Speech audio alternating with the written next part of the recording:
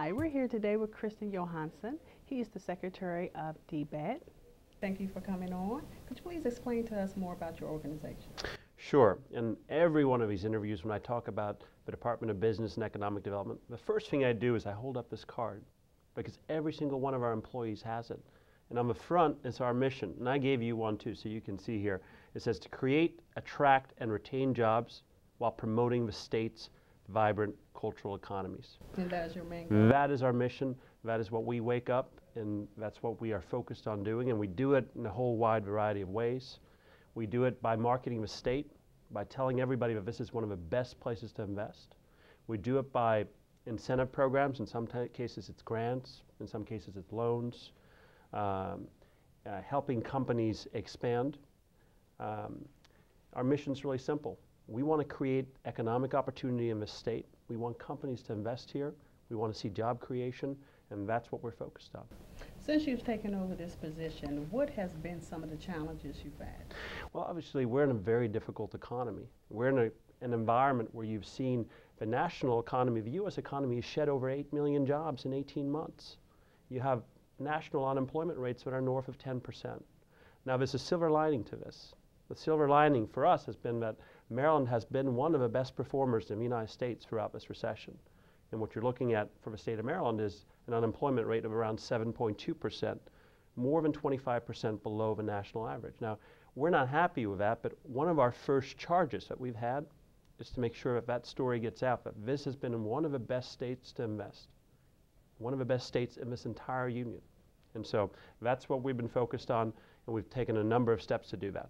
Other states are watching this state in the Washington metropolitan area. How can they mirror some of the things that you're doing? We don't want them to copy us. Okay. No, in all seriousness, if you look at our economic development policy, it starts with a couple different basic things. It starts around saying, what are our natural strengths? What are the things that make us really strong as a state? And so we look to those natural competitive advantages, whether the fact is that we have some of the federal facilities that are here that are absolutely amazing, whether that's the NIH or the FDA or CMMS. We look to the fact that we have one of the best educated populaces of any state in the union. We look to the fact that we have some of the best institutions of higher learning, and we look to the fact that we have one of the most strategic locations, right here in the Northeast Corridor, right? Close to Washington, close to Philadelphia, close to New York, with a port, airport, rail. We have so many things going for ourselves. And so when we look at all those things, what are the areas that we're naturally strong in, and how do we invest and how do we build on those areas? The interesting thing is that this state is very knowledge driven, and this recession has been very knowledge driven as well. Because if you look at across most states in the union, what's been the biggest predictor of how well they've performed as states? The biggest predictor has been how well educated is their workforce. Because in this recession, if you didn't have a 4-year college degree, your unemployment rate was 2 to 4 times higher than the person who did. And so Maryland is very well educated. We have a much lower unemployment rate. So one of our things I would say for most states is that you have to invest in people. In the new knowledge-driven economy we're looking at, it is about people. And for this state, that translates into biotech, it translates into IT and cybersecurity. It translates into record investments from foreign firms that want to be and want to have beachheads in the United States.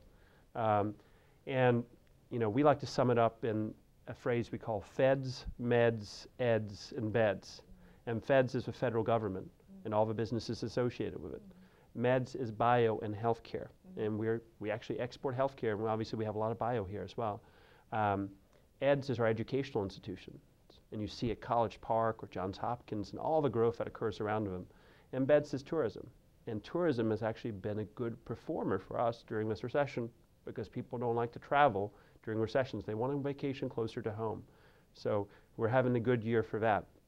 So if they want to emulate us, what I would suggest is identify the things that are really critical to their state, the things that they have that are unique, and then look at, in order to build industries around those unique things, what are the things that you need to be successful? For us, for all the industries we look at, we try to make sure that we have the smartest people, the best educated people. We try to make sure that Small business is a component of every industry that we do, because small business is all, you need a vibrant small business community for that industry to be successful. So whether we're talking about feds, meds, eds, or beds, in each one of these, we always ask, we're a small business, how can we encourage small business, especially small minority-owned companies here, to be successful?